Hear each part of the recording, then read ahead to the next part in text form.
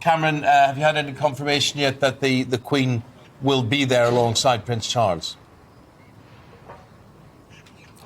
Not as of yet, Eamon. Buckingham Palace has said last week that the Queen very much hopes to personally present the George Cross to the NHS this morning alongside Prince Charles, but it would be confirmed on the day, presumably later this morning. We know that Her Majesty the Queen has had what the Palace describes as episodic mobility problems, and I think to your eye that means she has some good days and bad days with her movement, so she will decide on the day what she can and cannot do.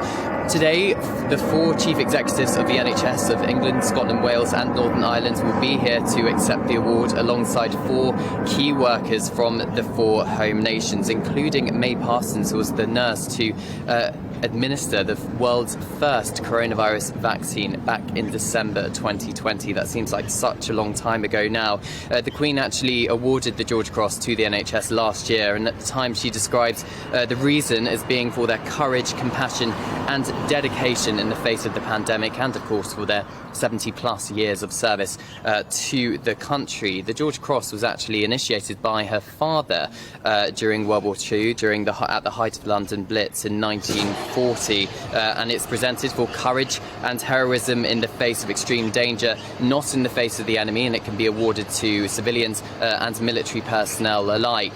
It's only the 3rd time, actually, that the George Cross today has been presented and awarded to a collective body rather than an individual. The first time was in 1942, Malta, the island of Malta, in the face of for its fortitudes during the face of a kind of enemy bombardments during the Second World War in 1942, and the second time was the Royal Ulster Constabulary for the forces' bravery, including the family of those serving. That was in 1999, so it just gives a sense of how rare it is for the George Cross to be awarded to a collective body. But the Queen is in residence here at Windsor Castle behind me. We know that Her Majesty is perhaps on good form. She hosted a Privy Council meeting on Friday in person with several government ministers.